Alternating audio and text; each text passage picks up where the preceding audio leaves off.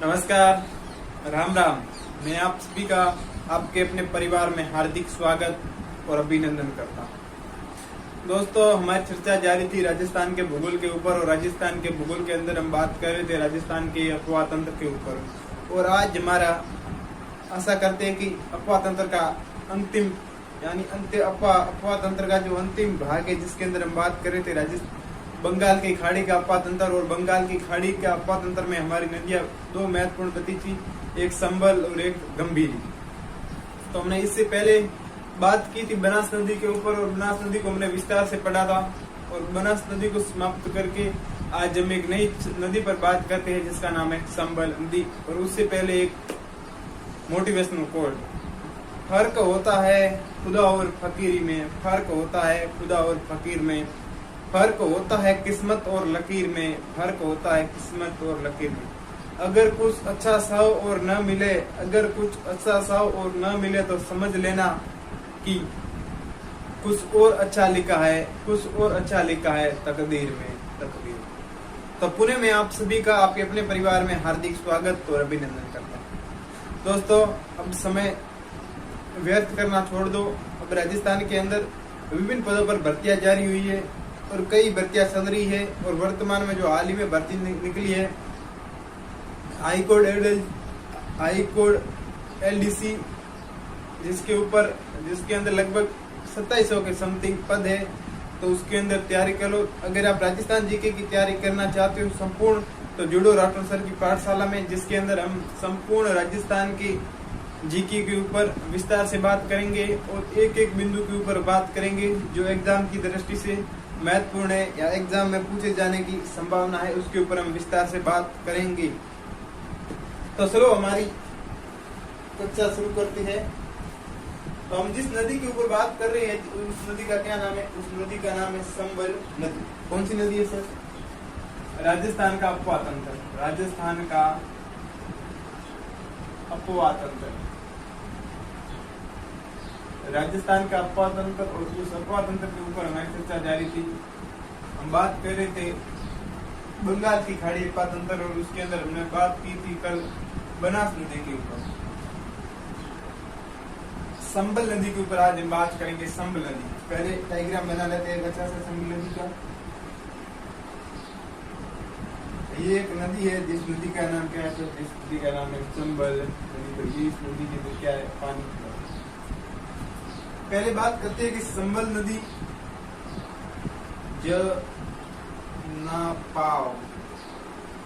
जनापाव की पहाड़ियां, और ये जनापाव की पहाड़ियां कहाँ पर बहती है? विंध्याचल पर्वत, विंध्याचल पर्वत। और ये कहाँ? महू मध्य प्रदेश से निकलती है। कहाँ से निकलती है सर? महू मध्य प्रदेश से निकलती है, महू मध्य प्रदेश से निकलती है। उसके बाद ये धीरे धीरे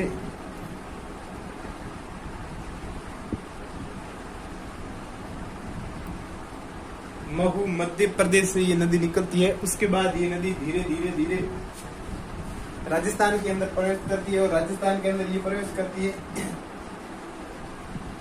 ये सीमा है राजस्थान, और राजस्थान के अंदर ये प्रवेश करती है सोरासीगढ़ से। सोरासीगढ़ कहाँ पर पड़ता है? सोरासीगढ़ पड़ता है चित्तौड़गढ़ के अंदर। चित्तौड़गढ़ से ये राजस्थान के अंदर प्रवेश करती है। यहाँ से राजस्थान के अंदर प्रवेश करती है। राजस्थान के अंदर ये बहती है चित्तौड़गढ़। चित्तौड़गढ़ के बाद ये चली जाती है बूंदी में। बूंदी के बाद कोटा के बाद आगे चली जाती है सवाई माधोपुर से करौली के बाद में चली जाती है धौलपुर। कोटा, सवाई माधोपुर, उसके बाद करौली के बाद में धौलपुर, और धौलपुर से ये प्रवेश कर धौलपुर से आगे ये चली जाती है यूपी में। और यूपी में एक स्थान का नाम है जिसका नाम है इटावा। इटावा, और इटावा कहाँ पड़ता है सर? यूपी के अंदर पड़ता है। और यहाँ से एक नदी आती है जिसका नाम है यमुना नदी। कौन सी नदी? तो यमुना नदी। तो यमुना नदी के अंदर क्या करती है? अपना जल का विलय करती है। क्या करती है? अपने जल का क्या करती है? अपने जल का विलय करती है। कहाँ पर करती है? यमुना के अंदर। और यमुना में कहाँ पर करती है? यमुना में करती है इटावा कहाँ पर पड़ता है? यूपी के अंदर। तो ये नदी जनाब पाव की पहाड़ियां विंध्याचल पर्वत मऊ मध्य प्रदेश में निकलती है और राजस्थान में ये सर्वप्रथम 84 गढ़ से प्रवेश करती है। उसके बाद ये चित्तौड़गढ़ के बाद बूंदी के बाद कोटा के बाद ये चली जाती है सवाई माधोपुर के बाद करौली के बाद ये धौलपुर, और धौलपुर से होती हुई ये मध्य प्रदेश यूपी के अंदर प्रवेश करती है। और यूपी के अंदर एक नदी बहती है जिसका नाम है यमुना। और यमुना में ये इटावा नामक स्थान जो यूपी के अंदर पड़ता है उसके अंदर ये क्या करती है? यमुना के अंदर विलय हो जाती है। अब देखते हैं इस नदी के ऊपर बांध बने हुए हैं। कितने बांध बने हुए इस नदी के ऊपर? इस नदी के ऊपर 4 बांध बने हुए हैं। 4 बांध बने हुए हैं। पहला एक चित्तौड़गढ़ में एक बांध बना है जिसका नाम है क्या नाम है? जिसका नाम है राणा प्रताप सागर बांध। कौन सा है? राणा प्रताप सागर बांध। कौन सा बांध है? राणा प्रताप सागर बांध। और इसी पर यहाँ पर एक जलप्रपात बना है जिसका नाम है चूलिया जल प्रपात, जो राजस्थान का सबसे बड़ा जल प्रपात है। कौन सा जल प्रपात है? चूलिया जल प्रपात। चूलिया जल प्रपात बना है। उसके बाद में इस पर एक और बांध बना है। इसके ऊपर एक और बांध बना हुआ है जिसका नाम है कोटा के अंदर बांध बना है जवाहर सागर बांध। कौन सा बांध है? जवाहर सागर बांध। कौन सा बांध है? जवाहर सागर बांध। कोटा के अंदर बना है। कोटा के अंदर बना है जवाहर सागर बांध। कोटा के अंदर जवाहर सागर बांध कोटा के अंदर बना है। और एक यहीं पर बना है बांध जिसका नाम है कोटा बैराज। ये कोटा बैराज कहाँ पर है? ये भी सिर्फ कोटा के अंदर है। और एक मऊ मध्य प्रदेश के अंदर एक बांध बना हुआ है। एक मऊ मध्य प्रदेश के अंदर एक बांध बना है जिसका नाम है गांधी सागर बांध। कौन सा बांध है? गांधी सागर बांध। कौन सा बांध है? गांधी सागर बांध है। तो इस पर कितने बांध बने? पहला बांध बना हुआ है मंदसौर जिला, तो कहाँ पर पहला बांध बना है जिसका नाम है गांधी सागर बांध। महू मंदसौर में बना। उसके आगे राजस्थान के अंदर इस नदी पर 3 बांध बने हुए। पहला बांध बना है राणा प्रताप सागर जो चित्तौड़गढ़ के अंदर है। और उसके बाद इस नदी पर बांध बना है जवाहर सागर बांध जो कोटा के अंदर बना है। उसके बाद कोटा बैराज। 3 बांध ये राजस्थान के अंदर बने हैं। कहाँ पर बने हैं? 3 बांध राजस्थान के अंदर बने हैं। और ये 3 बांध है तो गांधी सागर, जो राणा प्रताप सागर और जवाहर सागर है, इन तीनों बांधों से राजस्थान के अंदर विद्युत उत्पादन किया जाता है। और माई गांधी सागर परियोजना भी संचालित है इस नदी पर। जो एमपीएम राजस्थान की क्या है? पार्टनरशिप में है। 50% जिसके अंदर राजस्थान का है, 50% किसका है? एमपी का है। कौन सी परियोजना? गांधी सागर परियोजना, जिसके ऊपर हम बात करेंगे। तो उसके बाद में अब इस नदी की सहायक नदियां देख लेते हैं। सहायक नदी कौन कौन सी थी? तो पहली इस नदी की यहाँ पर एक चित्तौड़गढ़ के अंदर आकर मिलती है जिस नदी का नाम है बामणी नदी या ब्राह्मणी नदी भी कहते हैं। क्या कहते हैं? बामणी नदी या क्या कहते हैं? ब्राह्मणी नदी भी कहते हैं। तो यहाँ से एक नदी आती है जो हरिपुरा की पहाड़ियों से आती है। हरिपुरा की पहाड़ियों से आती है। कहाँ से आती है सर? हरिपुरा की पहाड़ियों से आती है।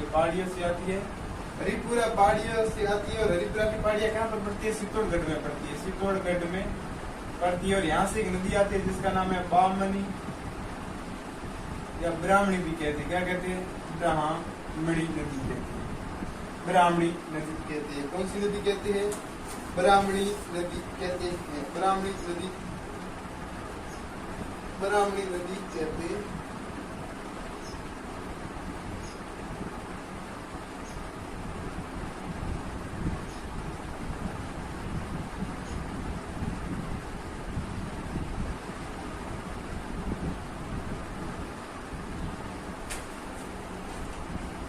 और यहीं से इसके अंदर नदी आती है ओरई नदी, और ओरई नदी के संगम पर बस्सी अभ्यारण्य स्थित है। बस्सी अभ्यारण्य जो कहाँ पर है, चित्तौड़गढ़ के अंदर है। यहाँ देखो इस साइड और नदी आएगी। बस्सी अभ्यारण्य बना है। कौन सा अभ्यारण्य बना है, बस्सी अभ्यारण्य बना है। अब या रणीय बना है। कौन सा अभ्यारण्य, बस्सी अभ्यारण्य जो चित्तौड़गढ़ के अंदर बना है, ओरई और बामनी नदी के इस दोनों के संगम पर। उसके बाद ये नदी राजस्थान के जो चित्तौड़गढ़ के अंदर भैंसरोडगढ़ जो स्थान बना है, उस भैंसरोडगढ़ स्थान के पास ये आकर ये किसके चंबल के अंदर विलय हो जाती है। उसके बाद में इसकी सहायक नदी आती है। हम पहले किस बाई ओर की जो इसकी सहायक नदी है, ब्राह्मणी नदी कहते हैं।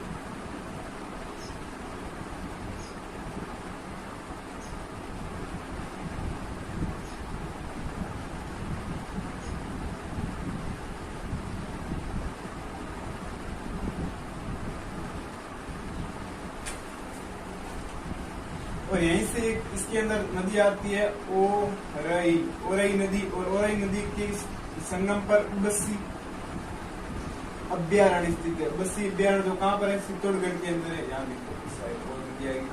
बस्सी अभ्यारण्य बना है। कौन सा अभ्यारण्य बना है, बस्सी अभ्यारण्य बना है। अब या रणीय बना है। कौन सा अभ्यारण्य, बस्सी अभ्यारण्य जो चित्तौड़गढ़ के अंदर बना है, ओरई और बामनी नदी के इस दोनों के संगम पर। उसके बाद ये नदी राजस्थान के जो चित्तौड़गढ़ के अंदर भैंसरोडगढ़ जो स्थान बना है, उस भैंसरोडगढ़ स्थान के पास ये आकर ये किसके चंबल के अंदर विलय हो जाती है। उसके बाद में इसकी सहायक नदी आती है। हम पहले किस बाई ओर की जो इसकी सहायक नदी है, उस बाई ओर की सहायक नदियों के ऊपर बात करते हैं। किस नदियों के ऊपर बात करते हैं, जो नदियां बाई ओर से मिलती हैं। बाई ओर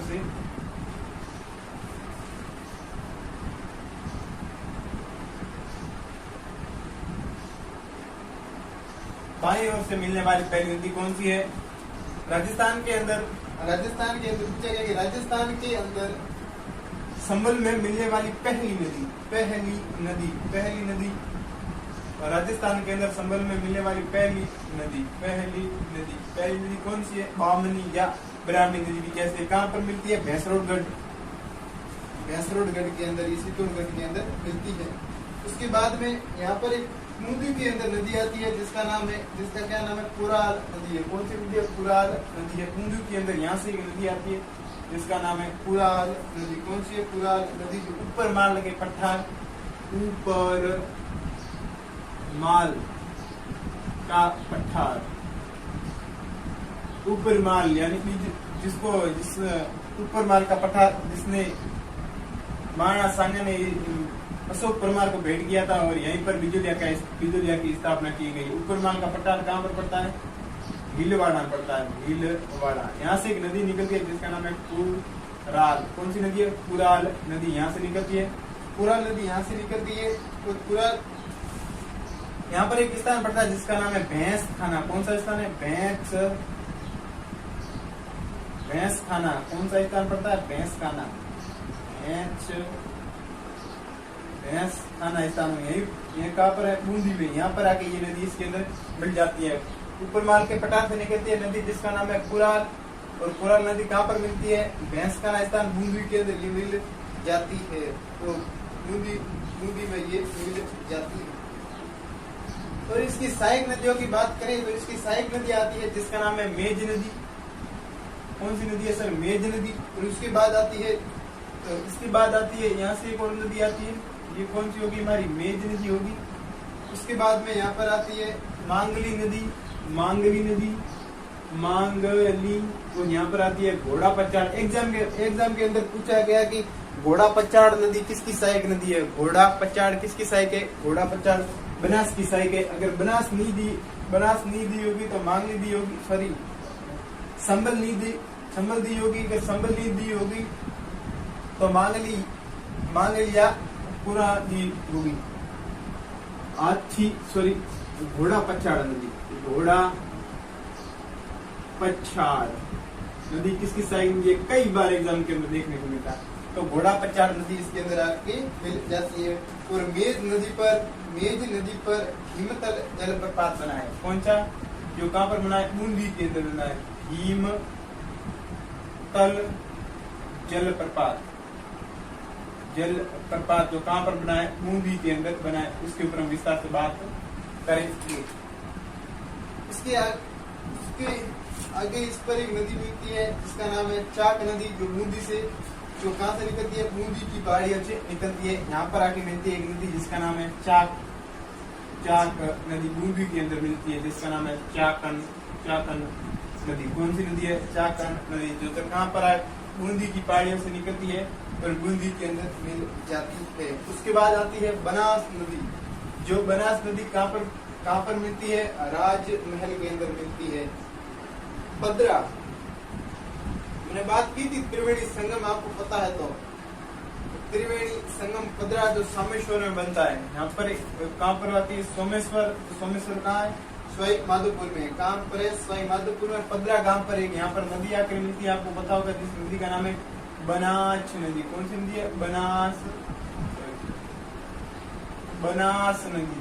नदी। और ये कहाँ पर मिलती है? सवाई माधोपुर में मिलती है, जिसका नाम है पदरा गांव। यहीं पर एक धाम स्थित है जिसका नाम है रामेश्वर धाम, जिसे मीणाओं का कुंभ कहते हैं। बनास नदी आती है। उसके बाद बनास नदी, ये तो होगी इसकी बाई ओर से मिलने वाली नदियां हैं। कौन सी है? पूरे एक नदियों का हम इसके जो बाई ओर से मिलने वाली इस नदियों का पुनः रिविजन करते हैं। पहली ये जब चित्तौड़गढ़ के अंदर प्रवेश करती है तो थोड़ा ही आगे जो महाराणा प्रताप सागर बांध बना है, उससे आगे इसके अंदर एक नदी आकर मिलती है जिसका नाम बामनी या ब्राह्मणी नदी। राजस्थान के अंदर जब संभल पर प्रवेश करती है तो उसके अंदर मिलने वाली प्रथम नदी जिसका नाम है बामनी नदी। ये कहाँ से निकलती है? हरिपुरा की पहाड़ियां चित्तौड़गढ़ से निकलती है। और इसकी एक सहायक नदी है ओरई, और इसके संगम पर एक अभ्यारण्य बना है जिसका नाम बस्सी चित्तौड़गढ़ के अंदर बना है। हम धीरे आगे गए तो बूंदी के अंदर एक नदी आती है जिसका नाम है पुराल। ये पुराल नदी कहाँ से निकलती है? ऊपर माल का पट्टार कहाँ पर है? भीलवाड़ा के अंदर है। उसके बाद में देखी पुराल की सहायक नदी मेज नदी पर भीमतल जलप्रपात बना है। उसके बाद बांगली नदी। उसके बाद हम देखी घोड़ा पचाड़ नदी। उसके बाद हम आगे आए तो आगे इसके अंदर एक नदी मिलती है जिसका नाम है साकन नदी। उससे आगे गई तो इसके अंदर एक नदी मिलती है जिसका नाम है बनास नदी। और बनास नदी कहाँ पर मिलती है? पदरा गांव कहाँ पर है? पदरा गांव सवाई माधोपुर में। यहीं पर एक धाम स्थित है जिसका नाम है रामेश्वर धाम। और रामेश्वर धाम को क्या कहते हैं? मीणाओं का कुंभ कहते हैं। उसके बाद ये नदी करौली से धौलपुर मिल जाती है। अब वह नदियां जो इसकी जो दाईं ओर से मिलती है, वह नदियों के ऊपर हम बात करती हैं। तो इसके अंदर जो बाईं ओर से मिलने वाली पहली नदी है, जिस नदी का नाम है काली सिंध नदी। कौन सी नदी? काली सिंध, जो कहाँ से निकलती है? देवास एमपी से निकलती है। कौन सी नदी? काली सिंध नदी, तो देवास एमपी से निकलती है। और ये कहाँ पर मिल जाती है? और ये मिल जाती है हमारी कोटा। और यहाँ पर देखो, कोटा और बूंदी की यहाँ पर सीमा लगती है। कोटा और बूंदी की सीमा पर एक गांव बसा है जिसका नाम है नानेरा के पास। नानेरा कौन सा गांव है? नानेरा के अंदर आकर ये नदी मिल जाती है। तो यहाँ से एक नदी निकलती है जिसका नाम है काली सिंध नदी। कौन सी नदी? काली सिंध, जो कहाँ से निकलती है? यहाँ से एक नदी निकलती है जिसका नाम है काली सिंध। कहाँ से निकलती है? देवास एमपी से निकलती है। देवास कहाँ पर पड़ता है? मध्य प्रदेश। एक नदी निकलती है जिसका नाम है काली सिंध नदी। और यहाँ से इसके अंदर एक नदी आकर मिलती है जिसका नाम है परवन नदी। कौन सी? परवन नदी है। परवन नदी किसके अंदर आकर मिल जाती है?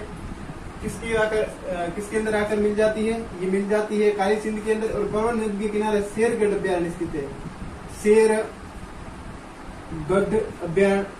शेरगढ़ अभ्यारण्य स्थित है। शेरगढ़ अभ्यारण्य जो परवन नदी के किनारे स्थित है। कौन सा? शेरगढ़ अभ्यारण्य।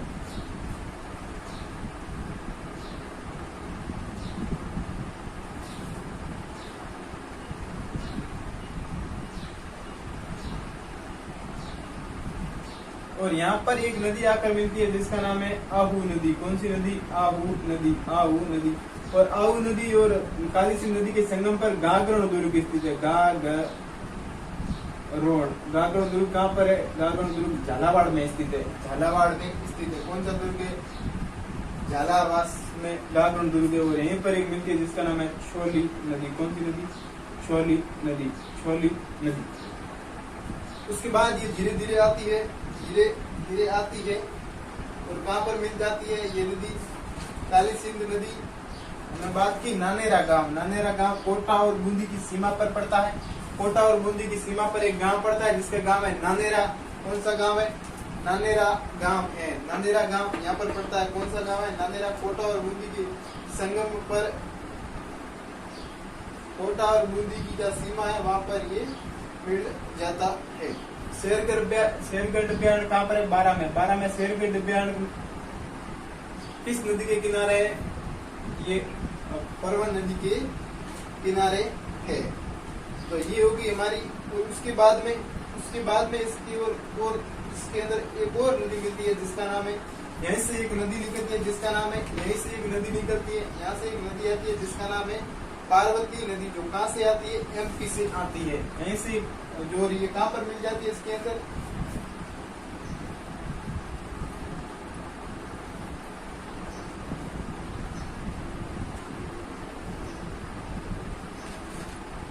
सवाई माधोपुर के अंदर ये मिल जाती है। कौन सी नदी है? पार्वती नदी। और पालिया गांव कहाँ पर पड़ता है? पालिया गांव पड़ता है सवाई माधोपुर में। और यहीं पे ये इसके अंदर क्या हो जाती है? मिल जाती है। और इसकी सहायक नदियां हैं। इसकी सहायक नदियां देखें तो कौन सी है? कुल्लू है, अंधेरी है, कुल्लू है, अंधेरी है। इसकी सहायक नदियां देखें तो सॉरी, कुल्लू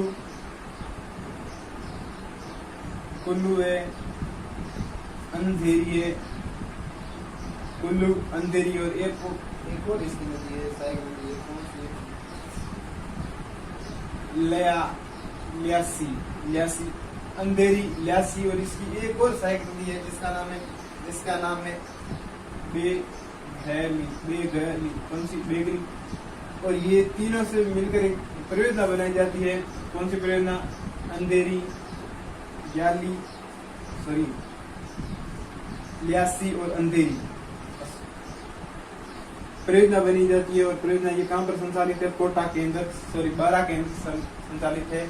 इसके बाद इसके ऊपर एक और नदी आकर मिलती है। एक और इसकी सहायक नदी है जिसका नाम है सीप नदी। सीप नदी कहाँ से आती है? यहाँ से एक नदी निकलती है जिसका नाम है सीप नदी। कौन सी नदी? सीप नदी। सीप नदी और सीप नदी। और ये तीनों मिल जाकर यहाँ पर एक त्रिवेणी संगम बनता है। किस स्थान पर बनता है? रामेश्वर धाम में बनता है। रामेश्वर धाम। और रामेश्वर धाम कहाँ पर है? सवाई माधोपुर की। तो ये थी नदी। इस नदी की हमने देखी जो दाईं ओर से मिलने वाली नदियों की ऊपर बात करें तो पहली इसके अंदर आती है काली सिंध नदी। और काली सिंध नदी की सहायक नदी आहू और काली सिंध के संगम पर गागरण दुर्ग स्थित है। उसके बाद छोली इसकी सहायक नदी है। उसके बाद परवन आती है। परवन के किनारे शेरगढ़ बयान 12 स्थित है। उसके बाद सूप इसके अंदर आकर मिलती है। सूप कहाँ पर मिलती है? सूप मिलती है पदरा गांव कहाँ पर है? सवाई माधोपुर। उसके बाद इसकी सहायक नदी है जिसका नाम है पार्वती। और पार्वती की सहायक नदी है कुल्लू बाद अंधेरी बाद ल्यासी। और ल्यासी के बाद बेगली। ल्यासी के बाद बेगली और अंधेरी, ल्यासी, बेगली की एक संयुक्त परियोजना बनाई गई है। वो परियोजना कहाँ पर संचालित है? 12 के अंदर संचालित है। तो ये थी हमारी संबल नदी। तो एक बार इसका आप डायग्राम का स्क्रीनशॉट ले लो। क्या ले लो? स्क्रीनशॉट ले लो।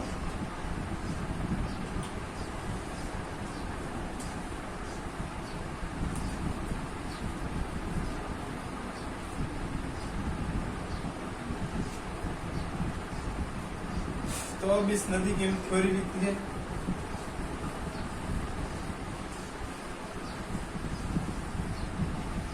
अब इस नदी की हम थ्योरी लिखती है और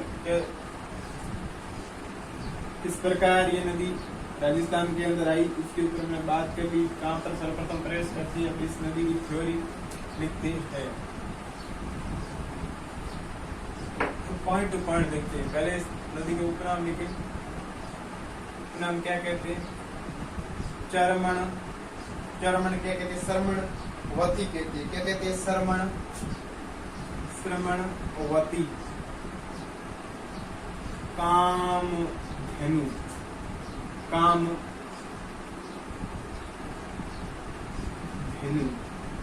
श्रमणवती कामधेनु से राजस्थान की कामधेनु कहते हैं। राजस्थान की क्या कहते हैं? राजस्थान की कामधेनु। कामधेनु कहते हैं। क्या कहते हैं? राजस्थान की कामधेनु कहते हैं। इसके बाद इस नदी का उद्गम स्थल कहाँ से होता है? इसके बाद इस नदी का उद्गम स्थल कहाँ से होता है, उसको हम विस्तार से बात करते हैं। नदी का उद्गम स्थल होता है, पहले उद्गम होता है। उद्गम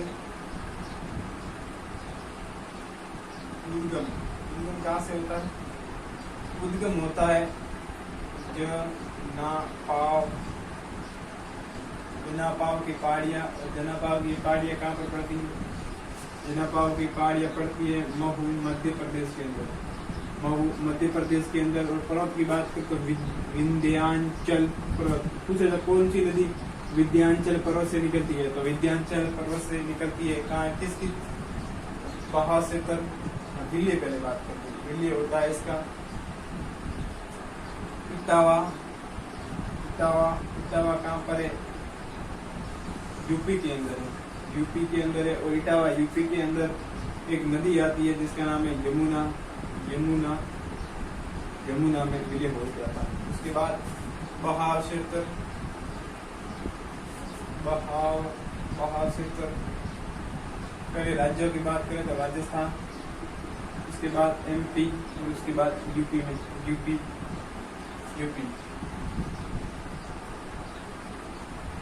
कुल लंबाई की बात करें,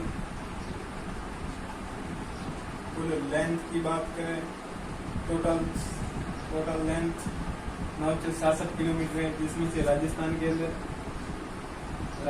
के अंदर 131 किलोमीटर है। राजस्थान के अंदर कितनी है? राजस्थान के अंदर 135 किलोमीटर है। राजस्थान के अंदर 135 किलोमीटर राजस्थान के अंदर बहती है। मध्य प्रदेश और राजस्थान की क्या बनाती है? संयुक्त सीमा बनाती है। राजस्थान यहाँ पर लिख लो। राजस्थान और एमपी की सीमा बनाती है। कितनी बनाती है? 241 किलोमीटर ये सीमा बनाती है।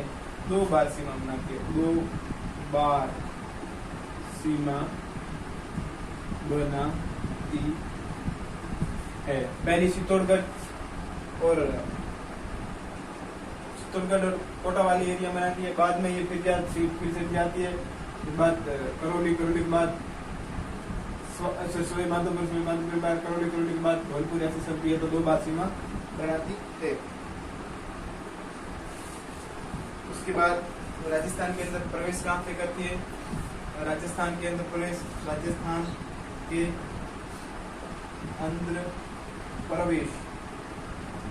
कहाँ से करती है?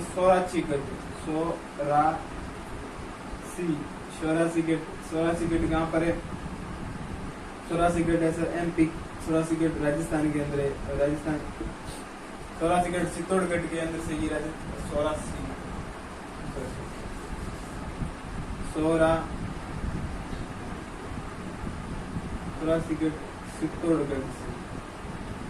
चित्तौड़गढ़ से राजस्थान के अंदर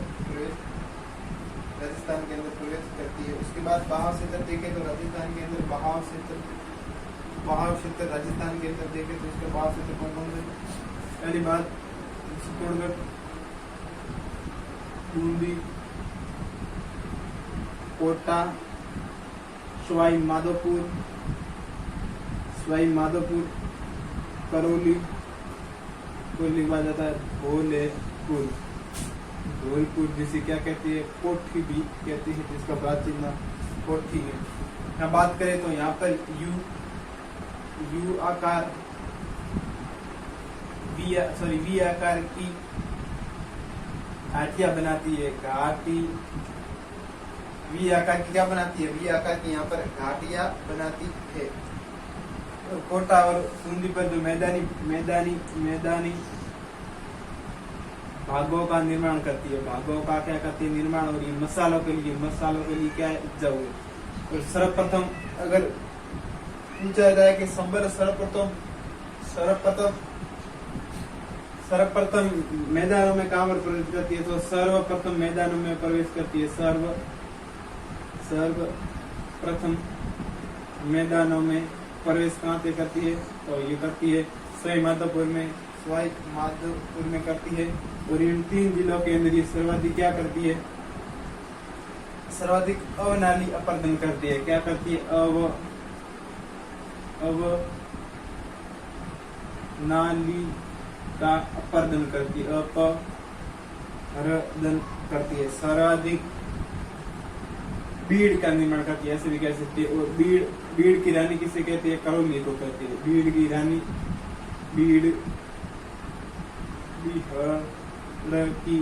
करौली को कहती है। किसको कहती है? बीड़ की रानी करौली को कहती है। तो ये चीज नदी से संबंधित वी आकार की घाटियों का निर्माण करती है। भाव से तो देख लिया।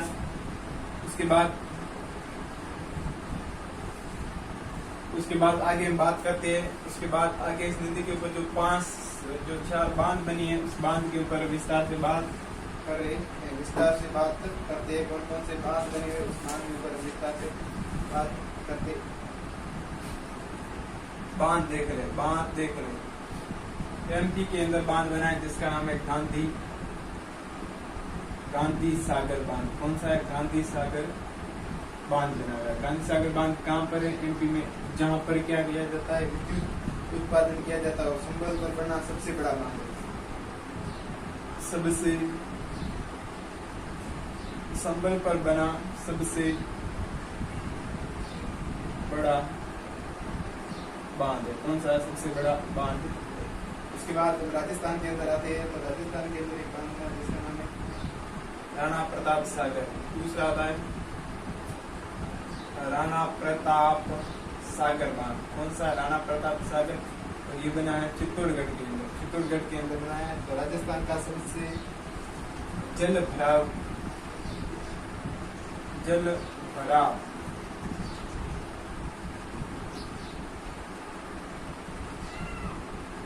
आधार पर सबसे बड़ा बांध यानी इस बांध के अंदर जल सर्वाधिक आता है। जल भराव के आधार पर राजस्थान का सबसे बड़ा बांध कौन सा है? कौन सा बांध है? तो ये बांध है राणा प्रताप सागर। उसके बाद आता है राजस्थान के अंदर जवाहर सागर बांध कहाँ पर आता है? कोटा के अंदर आता है। और इन 3 बांधों से क्या की जाती है? विद्युत उत्पादन की जाती है। विद्युत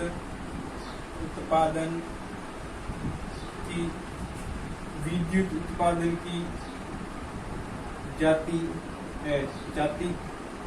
क्या की जाती है? विद्युत उत्पादन की जाती है।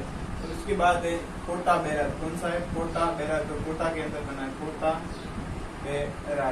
बैराज। तो कहाँ पर बना है? कोटा के अंदर बना है। कहाँ पर बना है? कोटा के अंदर बना है। कहाँ पर बना है? कोटा के अंदर बना है। ये हो गई हमारा। उसके बाद में ये इसका निर्माण कब हुआ है? जो राजस्थान के अंदर बना है। राजस्थान के अंदर जो बना है इसका निर्माण हुआ है 1970 के अंदर। 1970 के अंदर इसका बना है। 72 के अंदर इसका बना है। 1960 के अंदर कोटा बैराज का क्या हुआ है? निर्माण हुआ है। 1960 के अंदर कोटा बैराज का निर्माण। उसके बाद इस नदी पर जो त्रिवेणी जो संगम बने हुए हैं उसके ऊपर बात करते हैं। इस नदी पर कौन कौन से त्रिवेणी संगम बने हुए हैं? कौन से त्रिवेणी संगम बने हुए हैं? त्रिवेणी संगम। हमने थ्योरी के ऊपर तो हमने इसके जो डायग्राम के ऊपर हमने विस्तार से बात कर ली। अब हमारी थ्योरी है तो थ्योरी में थोड़ा जल्दी हो तो ऐसे मत कहना कि सर धीरे पढ़ाओ धीरे पढ़ाओ। तो थ्योरी लिखती है, थ्योरी में मतलब जल्दी थे तो कुछ बात है, कोई बात नहीं, टेंशन नहीं लेनी। पदरा गांव कहाँ पर पड़ता है? पदरा गांव पड़ता है, पदरा गांव पड़ता है सवाई माधोपुर के लिए, सवाई माधोपुर। और कौन कौन सी नदी आकर मिलती है? बनास, सीप और संबल। और इसी तीनों के संगम पर रामेश्वर धाम है, रामेश्वर धाम है। और रामेश्वर धाम को क्या कहते हैं? मीणाओं का कुंभ कहते हैं। मीणाओं का क्या कहते हैं? कुंभ कहते हैं। क्या कहते हैं? मीणाओं का कुंभ कहते हैं। उसके बाद में इस नदी की विशेषताओं के ऊपर बात करते हैं। विशेषताएं क्या है इस नदी की? विशेषताएं कौन कौन सी है इस नदी की, उसके ऊपर हम बात करते हैं। विशेषताएं कौन कौन सी है? विशेषताएं कौन कौन सी है? विशेषताएं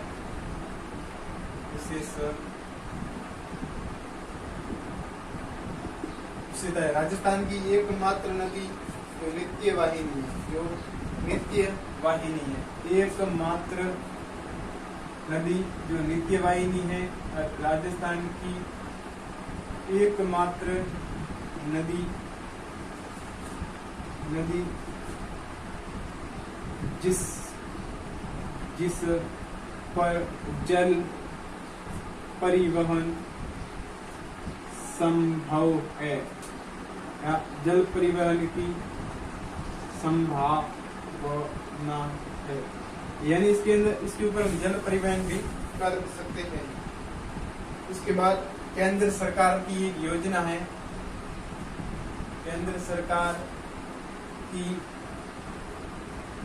योजना पैलेस ऑन वेव में शामिल है। क्या है? शामिल है। पैलेस ऑफ वेल में ये नदी शामिल है। ये नदी सर्वाधिक मैदानी भाग और पहाड़ियों में बहती है, पहाड़ियों में बहती है। और सर्वाधिक पीड़ों का भी क्या करता है? निर्माण करती है। पीड़ों की क्या करती है? सर्वाधिक पीड़ों का भी क्या करती है? निर्माण करती है। उसके बाद और ये अच्छा बैठती रही है। और पहाड़ियों का क्या करती है? अपर्दन करती है। क्या का अपर्दन करती है?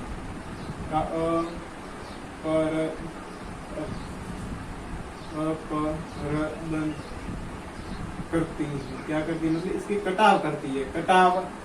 पहाड़ी और मैदानी भाग का क्या करती है? कटाव करती है। यानी उसके अंदर से छोटी छोटी नालियां बनाती है, कटाव करती है। भारत में जो सर्वाधिक जो कटाव करती है वो यही नदी है। भारत में सर्वाधिक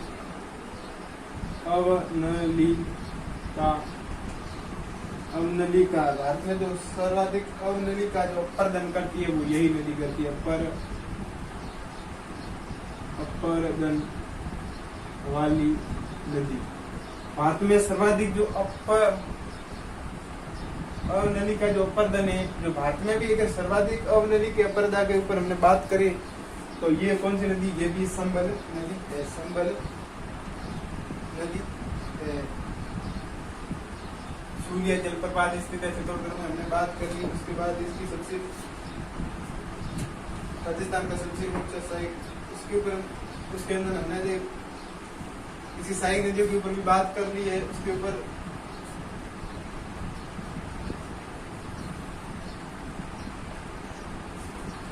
ये थी हमारी संबल नदी की हमने पूरी साइक नदी के ऊपर भी हमने विस्तार से बात कर ली कि ये कहाँ से निकलती है, इस नदी के कौन सा दूर स्थित है, उसके ऊपर भी हमने बात की थी। पहली नदी है गाँव नदी, जिसका उद्गम कहाँ से होता है? हरिपुरा की पहाड़ियाँ से होता है। हरिपुरा की पहाड़ियाँ कहाँ पर है? मैंने पहले बात करी। और उसके बाद हमारी एक नदी बची है जिसका नाम है गंभीर नदी, जो किस अपवा तंत्र की भाग है? जो आंतरिक अपवा तंत्र अरब बंगाल की खाड़ी अपवा तंत्र का भाग है। एक नदी बनी है जिसके ऊपर 5 बांध बना है। गंभीर नदी। कौन सी नदी है? गंभीर नदी। गंभीर नदी। गंभीर नदी करौली की पहाड़ियों से निकलती है। कहाँ से निकलती है? करौली की पहाड़ियों से निकलती है। करौली की पहाड़ियों से निकलती है और इस पर एक बांध बना है जिसका नाम है पांचना। पांच जो करौली के अंदर बना है, पांच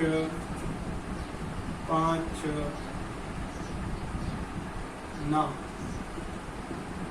मिट्टी से निर्मित है। किससे निर्मित है? मिट्टी से निर्मित है। किसने निर्मित करवाया? अमेरिका के सहयोग से अमेरिका सहयोग किया था।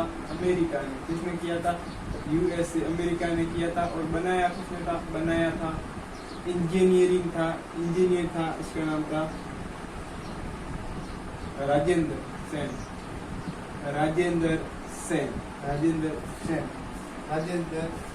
और इसका मुहाना कहाँ पर होता है?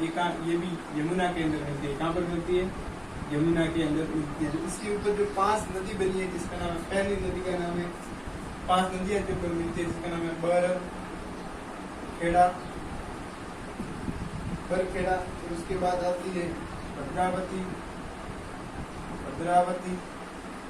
उसके बाद में आती है भैंसा। उसके बाद